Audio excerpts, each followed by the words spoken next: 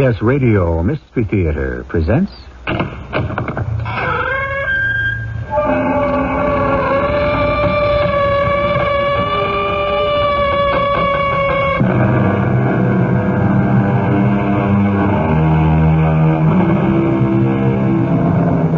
Come in. Welcome. I'm E.G. Marshall. To celebrate its 9th season as radio's first theater of the 80s, Mystery Theater is presenting in 5 parts Victor Hugo's extraordinary novel, Les Miserables. Today, Part 2, tracing the life of Jean Valjean, a man unjustly imprisoned who tries to make a place for himself in the world and is rejected at every turn. One man, a bishop, extends friendship and faith. And with this inspiration as his guiding star, Valjean stifles his hatred and tries to become himself a good Samaritan. The odds against him are almost insurmountable. What's happened here?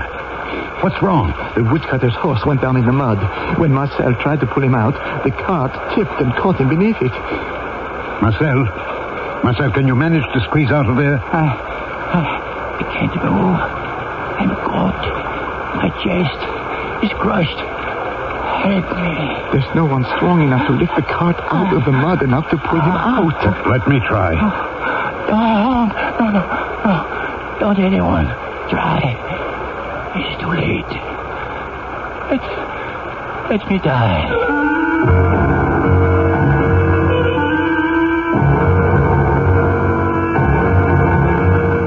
Our drama, The Lawless and the Law, Part 2 of Victor Hugo's Les Miserables, adapted for the Mystery Theater by Gerald Keane, stars Alexander Scourby as Jean Valjean and Bernard Grant as Inspector Javert. I shall return shortly with Act 1.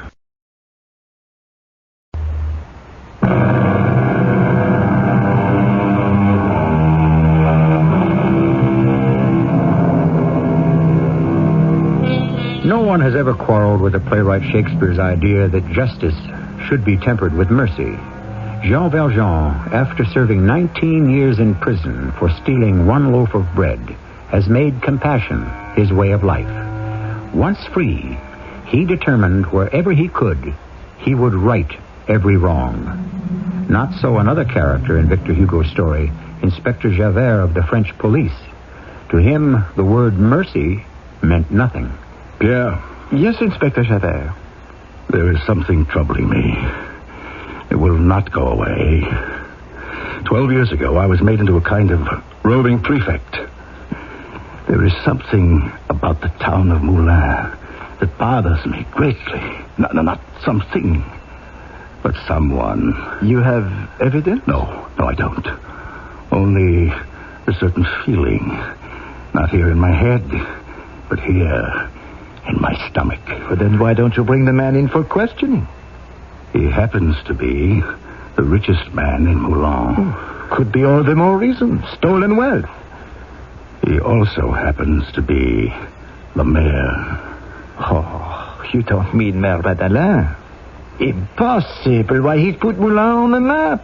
Created that whole glass bead factory. Employs hundreds of people. I know all that. All his charities, the library, the hospital with free beds for the poor. But this feeling in my stomach persists. 12 years ago, you say? That's when he was released from Toulon. And he looks the same? No, not at all. Then he had a beard. He was unkempt, unshaven. Could hardly put 2 words together. Inspector, is his voice the same? No, not even that. Now, you've heard the mayor. He speaks with gentleness and a supreme authority. But let us examine the problem. This Mayor Madeleine, where did he come from? Suddenly he appears in Moulins with an invention to make black beads, better and cheaper than even the Germans. He buys land, builds buildings, and Moulins becomes a thriving industrial city. Years ago, I trailed him, but I lost the trail. But if he served all his sentence, why continue to follow him? There are some unexplained pieces to the puzzle. Now, this man is discharged from Toulon with 109 francs, 15 sous. Where did he get the thousands to build factories? By stealing it. Why not? Oh, I don't see Mayor Madeleine as a common thief. No, nobody does, except myself. If he has hidden his past so successfully for so long, what makes you think he would betray himself now? I can wait another 12 years, if I need to.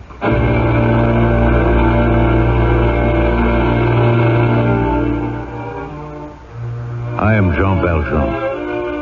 I knew that Inspector Javert had been assigned to Moulin, which was a bit of a joke to me since we hadn't had even a solitary drunk in 4 years, let alone a minor theft. But he probably requested the assignment. My appearance and life had changed so considerably, there was nothing to connect me with the prisoner he had known. Business was booming in our town. Our factories were hiring new people every day. And Mademoiselle Fantine, what experience have you had? Madame Fantine. I'm a widow. And have you had any experience in the manufacture of glass beads? Since my husband's sudden death, I have had to think about supporting my baby girl. Cosette is her name. Well, so you haven't really had any practical experience? I'm sure I could learn. I have to work to take care of her. Oh, well, of course you could learn. Well, let me see. Yes, there just happens to be an opening in our glass bead counting department, and you could start work when? I could? Tomorrow morning? Yes, tomorrow morning. Report first to my office at 7. May I ask another favor of you, monsieur? Well, why not? Could I meet Monsieur Madeleine? It's just that I wanted to thank him for this opportunity, a job in his factory. Fantine, you made a good impression on me. I interviewed you. If you want to thank anyone, thank me.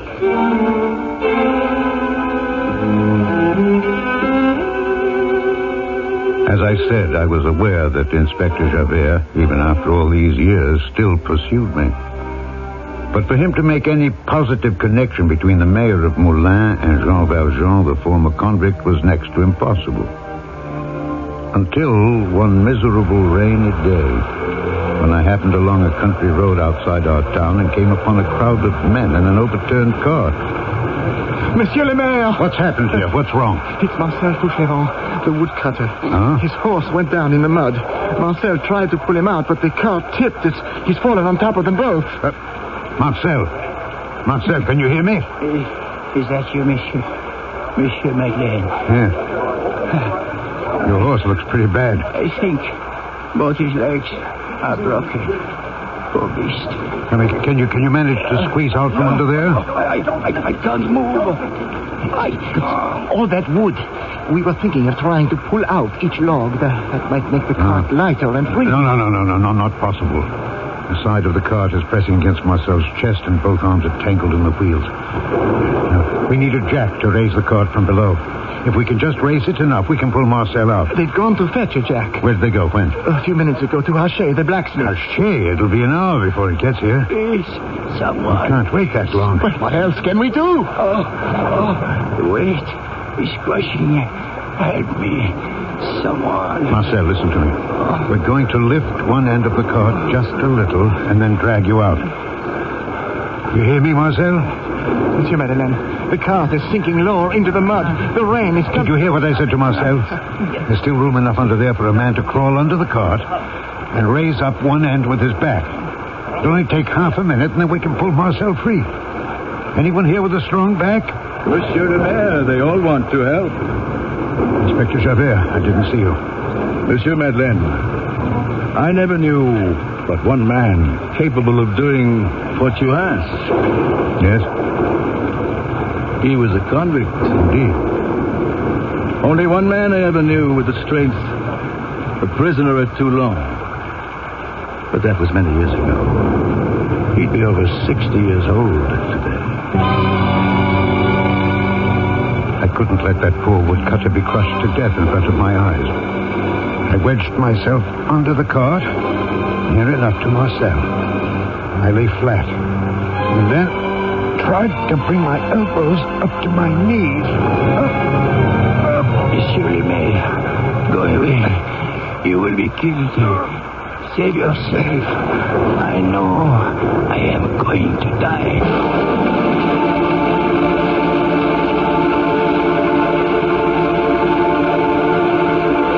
Marcel didn't die. They managed to lift the cart a few inches, and they dragged him out. Then they held each end, giving me enough time to escape also. I stood up. I was all right. One is never too old. As for Marcel, I got him to the hospital in a hurry. Do you see this, nurse? You know what the mayor did? Yesterday I woke up. I found this 1,000-franc note pinned to my pillow and a letter.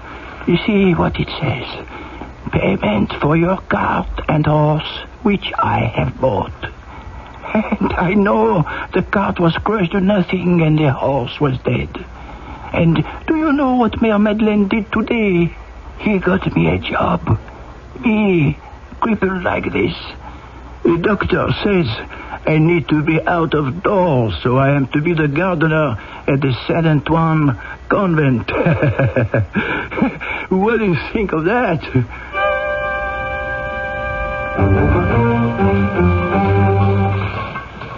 Mademoiselle Fantine, I mean, Madame, I have been watching you. Oh, you have? Nothing I've done wrong, is there? Oh, no, I wouldn't say so, but you would like to make a few more francs, now wouldn't you? Oh, yes, I would. Well, I was thinking there might be an opening in the sorting section. You're in counting now, aren't you? Yes, I am. It would mean considerably more money. I have a very good eye for color. Yes, I noticed that. You always manage to wear nice-looking kerchief or a bit of a ribbon about your throat. What do I have to do to get the sorting job? Well, it would depend entirely on you, Fantine. First of all, you would have to learn to do the job. Well, I myself could show you the color differentiations.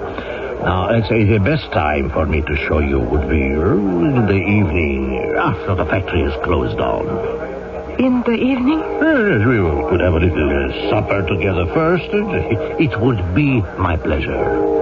Well, I always like to get back and make sure Cosette is sleeping well. Oh, well, we could do that and then come back, huh?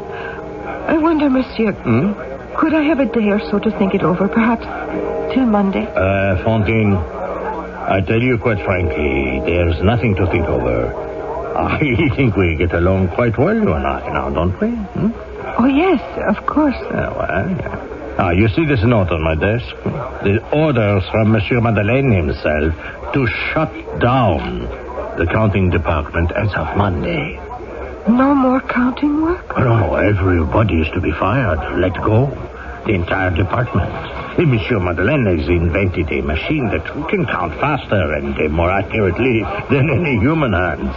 Oh, yes, he's quite an inventor. So, I think a lot of you, Fantine. But if there's no job, there's no job. I tell you what, come back to my office at the end of the day. We'll talk a little more, huh? Today?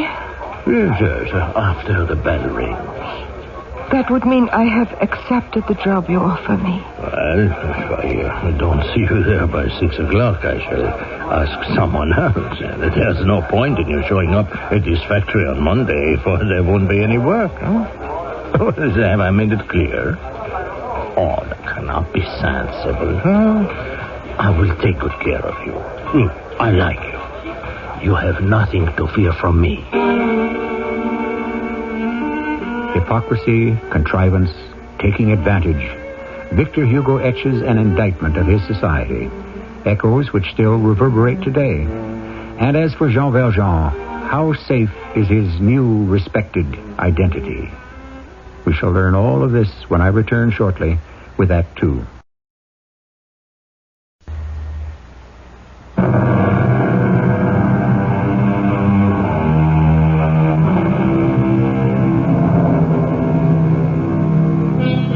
As Victor Hugo recounts the tale of the miserable and the poor, Fantine, a young widow with a sickly daughter to care for, has been fired from her job in the factory in the dead of winter. On a snowy day, she goes from store to store in a threadbare coat, begging for work. The snow is blinding. She can hardly see in front of her. Oh, watch where you're going. You knocked me down. Why don't you look where you're going? Don't bother helping me up. I can get up alone. Hey, it's you. Aren't you Fantine, who used to work in the glass factory? Let go of me. Wait a minute. Where are you running to? I'm not running. I'm looking for work. Well, I thought you didn't want a job. I offered you one. What you offered me, I didn't want. Now leave me alone. Wait a minute. Not so fast. I thought you had a baby girl to take care of. Would do anything. Not anything. Monsieur, please let me go. How is the little one? Cosette is sick. No thanks to you. No, Fantine, be sensible. What did I have to do with it? I couldn't buy her the medicine she needs.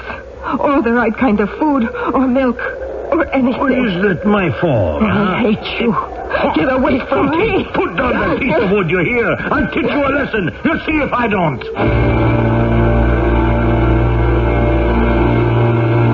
Inspector Javert, we've just brought in a young female on a complaint from the foreman of the Madeleine Glassworks, Monsieur Jourdain. What is the complaint? That she attacked him on the street with a piece of wood. Why are you bringing this simple assault to my attention? It's because she used to work in Monsieur Madeleine's glass factory. I knew of your interest in the gentleman.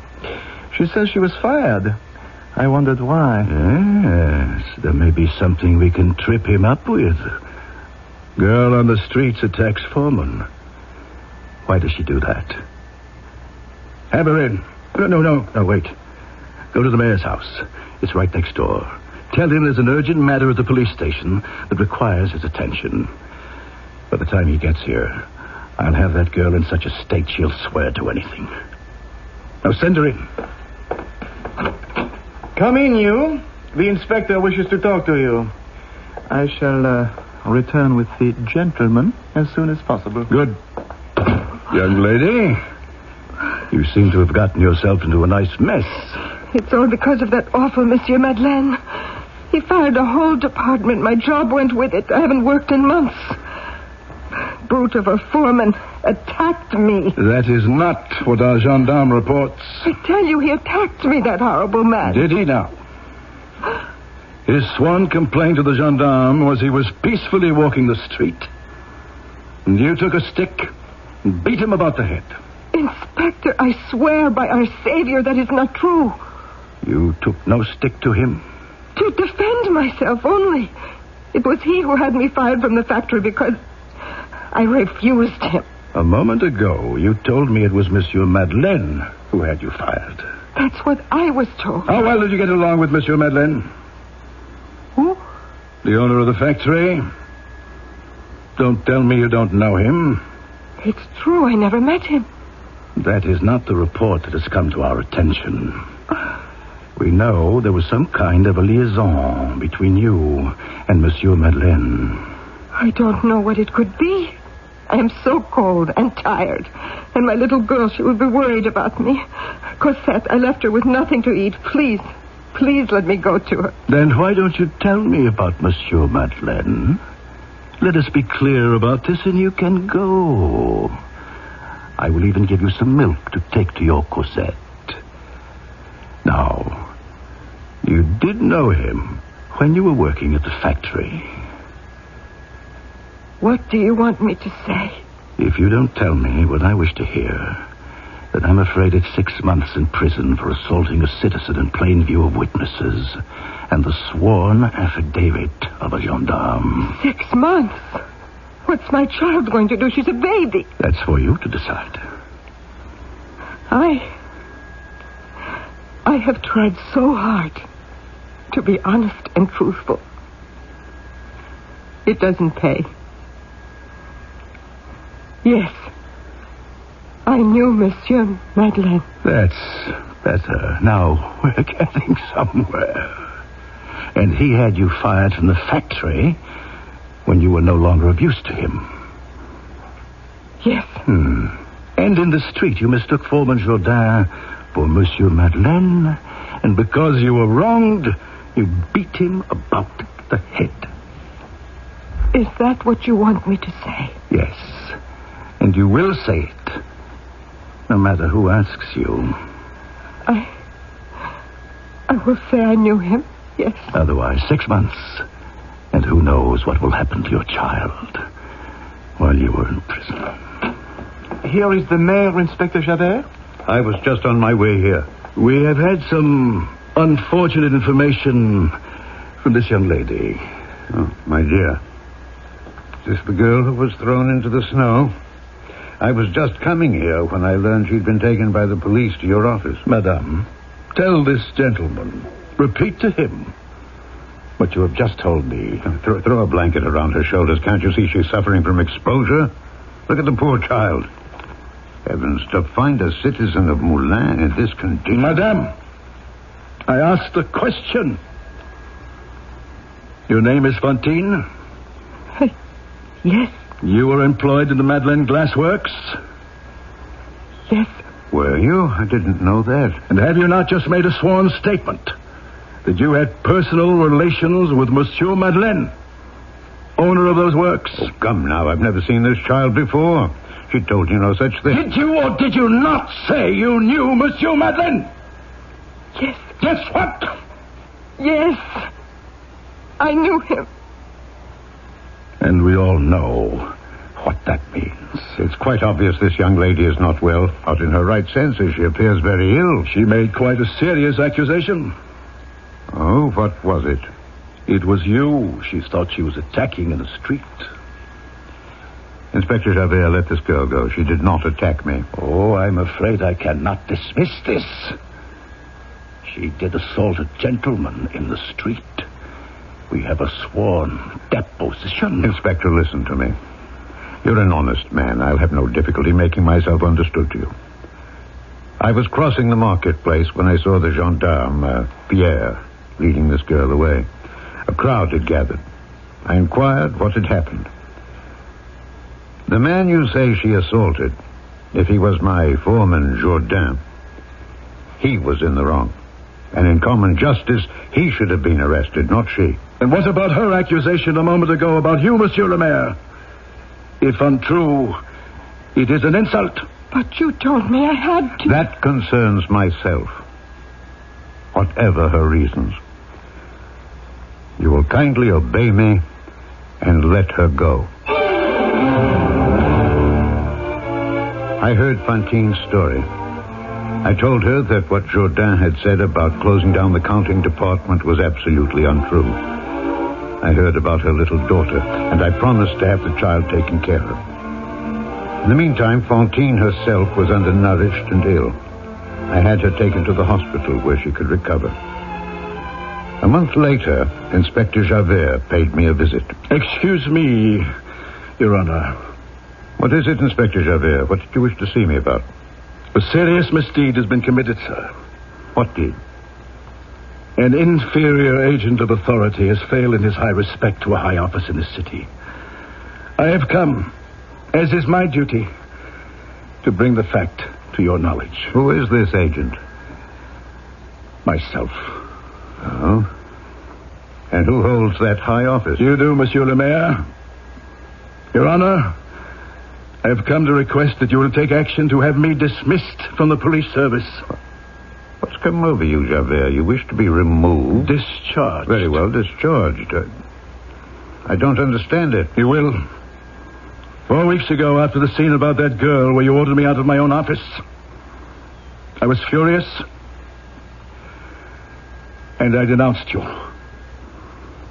Denounced me? To the chief prefect of police at Paris. As a mayor who interfered with the police, eh? I denounced you as a prisoner. I thought you were so. I've had these notions for a long time. Your mysterious appearance in Moulins with enough money to build a factory. Your physical height, your extraordinary strength. You remember the incident with old Marcel. How you lifted the cart out of the mud. And the a few other suspicions of my own. It was absurd. But I took you for a man with the name of Jean Valjean. What name did you say? Jean Valjean. A convict I first saw in Toulon 20 years ago. Now, he had already served many years for theft. You could not be the man. I'm glad you came to that decision. I had to. You see, the real Jean Valjean has been found. He has been found? They arrested a man who first refused to give his name and then said he had forgotten it. Well, what has that to do with this Valjean? Oh, this man is clever. He pretends to be an idiot, having lost his mind. He was arrested at Eau Cloche for stealing cider apples. He was taken to the departmental prison at Arras. There he was recognized by a fellow convict who said, "I know you. We were in the same galley together. You are Jean Valjean." Now, word of this had just reached the Paris prefect's office when I was denouncing you. They laughed at me, so I went down to Arras myself, and I saw the man. You saw the man who denied he was Valjean? The truth is the truth. I recognized him, too. That man was Jean Valjean. Are you sure? Oh, yes. Monsieur le Maire, forgive me. Forgive me. Now that I have seen the real Jean Valjean, I cannot understand how I could have believed anything else. Again, I ask your pardon. So what is going to happen now? If he is Jean Valjean, he is a former convict. It is no longer a matter for the police court, but for the assizes. He is to be tried at Arras, and I have been called as a witness. Is that all, Inspector? No. I must be discharged. Javert, you're a man of honor.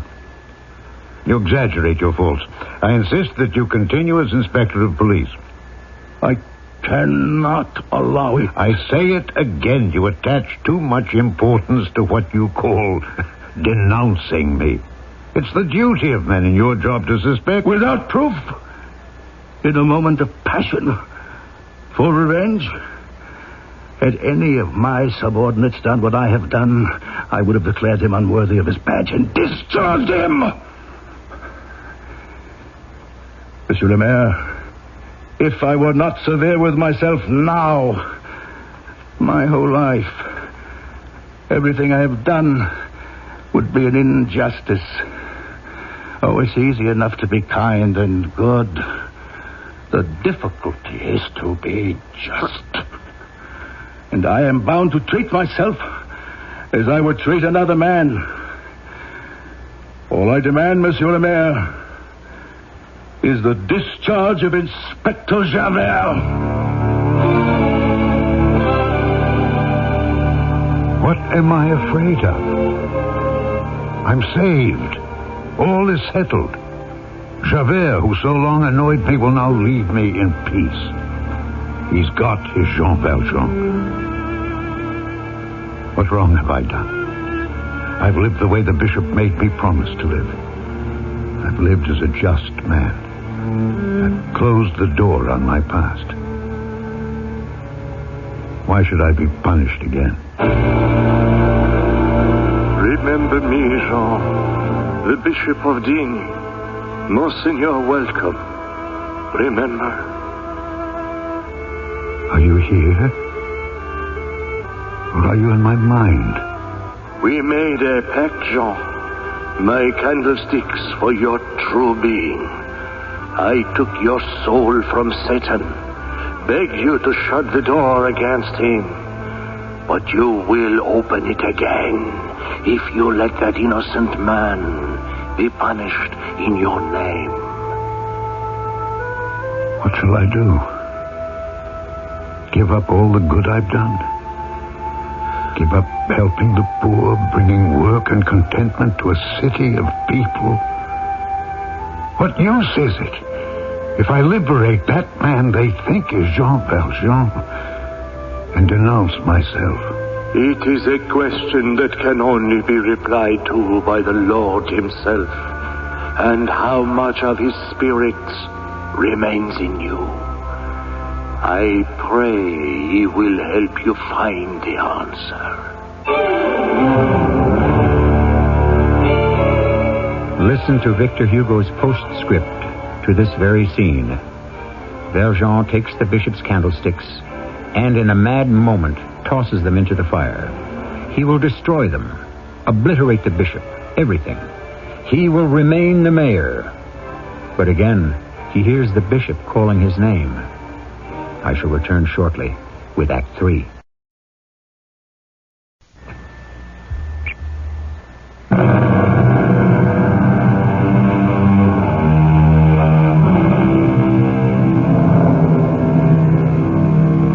It was inevitable. There was no other way. Jean Valjean was not a thief. In his heart, he always gave, never took. That society had punished him for that, no matter. Valjean was an honest man. He simply could not allow an innocent man to be condemned in his place. Quickly, he rescued the silver candlesticks from the fire and blessed the bishop who had blessed him. I arrived late the next day at the courthouse in Arras. I found a seat away at the back. Inspector Javert sat at the witness table. He did not see me. No one, in fact, noticed me. All were looking at the poor creature being questioned by the public prosecutor. I knew then his only crime was that he could not remember who he was. Mr. No Name. You don't mind if I call you that, do you? Do you, Mr. No Name, really expect us to believe that you do not remember that Jean Valjean is your name? No, that is not my name. I do not know my name. But, Mr. No Name, if you don't remember, it could be Jean Valjean. We have witnesses who seem to know more about you than you do yourself. We have the Inspector of Police, Inspector Javert, who positively identifies you. Could he be mistaken? I don't know, Monsieur Javert. Inspector Javert, we have other witnesses who are chained with you at Toulon, and we shall ask them to appear presently. No, I was never in Toulon. Prisoner, I ask you two questions. First, did you, yes or no, climb over the wall at Haute Cloche, break a branch, and steal apples? Second, yes or no, are you the liberated convict Jean Valjean? I have stolen nothing. I'm a man who doesn't eat every day. How do you manage to remain so big and strong? I do odd jobs. Can you remember who you worked for? Not at this moment. Too bad. What do you remember, Mr. No Name? I was walking toward Haute Cloche after the flood. It made the whole country yellow. Nothing growing in the sand except a few blades of grass. I found a branch with apples lying on the ground. I picked it up. I never thought it would bring me into such trouble. I don't know why I can't remember my name. I have not stolen. I only picked things up lying on the ground. May it please the President and the court, in the presence of these confused deniers on the part of the prisoner, we would like to call upon Police Inspector Javert as to the identity of this prisoner. I recognize him perfectly. This man has a name. It is Jean Valjean, an ex-convict of a very violent character. He is filled with a hate for society and is an enemy of society, and in my opinion must be put away. No, I hate no one. It was with great reluctance that he was set free when he had completed his time at Toulon. I know this man by his size, his hands, and his face. Inspector Javert, I thank you. You have nothing further to add? I repeat, I recognize him perfectly. 3 convicts were then produced. Brevet, Chenildieu, and Cochepaille. Brevet turned to the prisoner and said, I recognize him as Jean Valjean. He looks like a brute now, but I imagine age has brutalized him. Brevet, you may go and sit down. Prisoner, remain standing. I call now upon the convict Chenildieu. He also identified the poor man by saying, I should think I do recognize Valjean. We were fastened to the same chain for 5 years. Sit down. Witness convict Cochepaille to the stand, please. Cochepaille also pointed a finger at the prisoner, remembering some nickname they had given me. Convict Cochepaille, did you say this man, Jean Valjean, was named Jean the Jack because he was so strong? Yes, I said that. Brevet! Chenildieu! Cochepaille! Huh? Look this way. Look at me. It's Monsieur Madeleine. Monsieur le Maire. I didn't know you were here. Fellow prisoners, don't you recognize me? Gentlemen of the jury, acquit the prisoner. Monsieur le Président, have me arrested. That man is not guilty. I am Jean Valjean. I will not occupy the time of the court any longer. I shall go away. I'm not arrested, and I have several things to do. The public prosecutor knows who I am, he knows where I am going, and he will order me to be arrested when he thinks proper.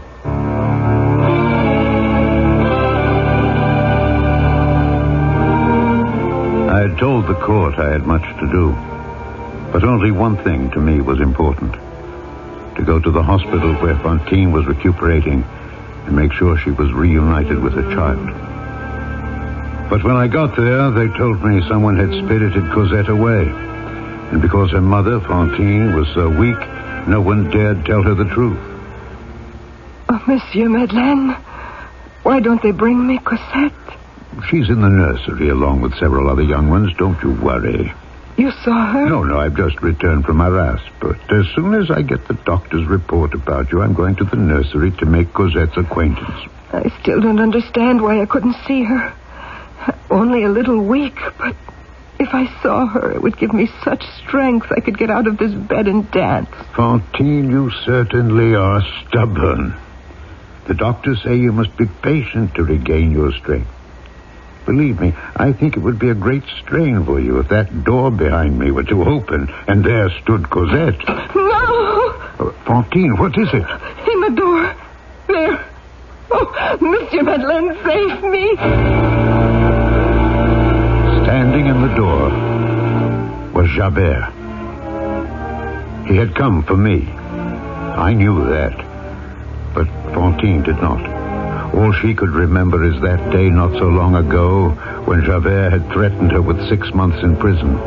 The day I had countermanded his order. Oh, save me from him.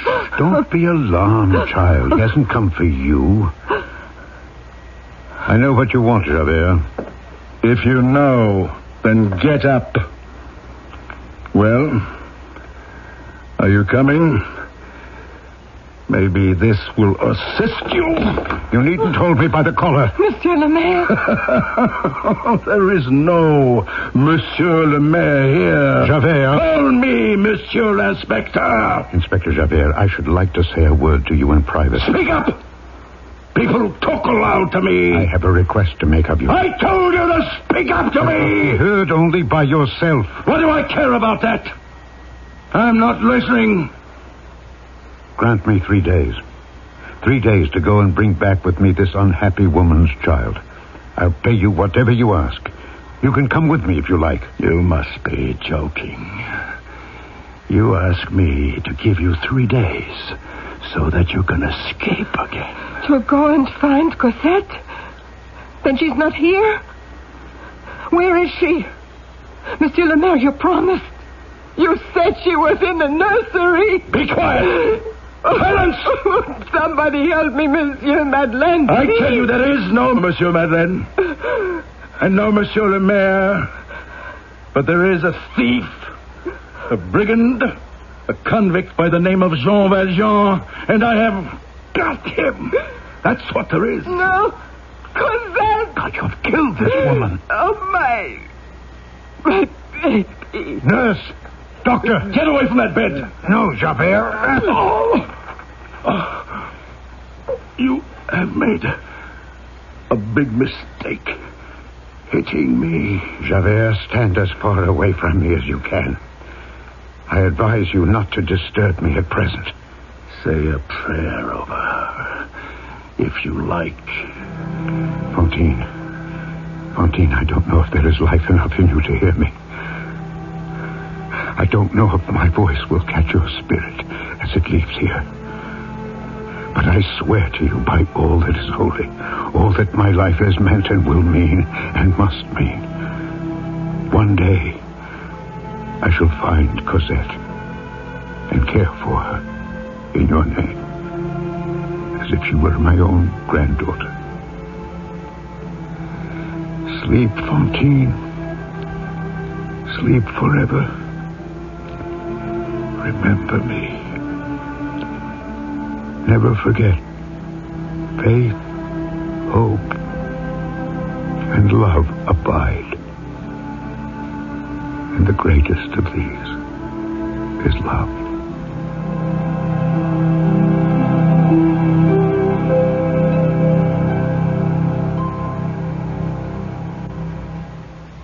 Victor Hugo tells us when at that final moment Jean Valjean spoke those words that Fantine, even with her last breath, smiled, that her face was strangely lighted, for death is the entrance into brilliant light. I shall return to you shortly.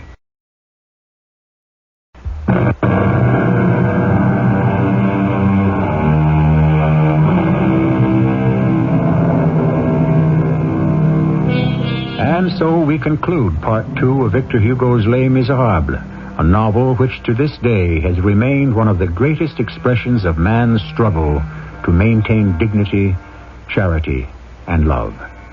Part 3 will continue the story of Jean Valjean as created by one of the most far-seeing literary figures our world has ever known.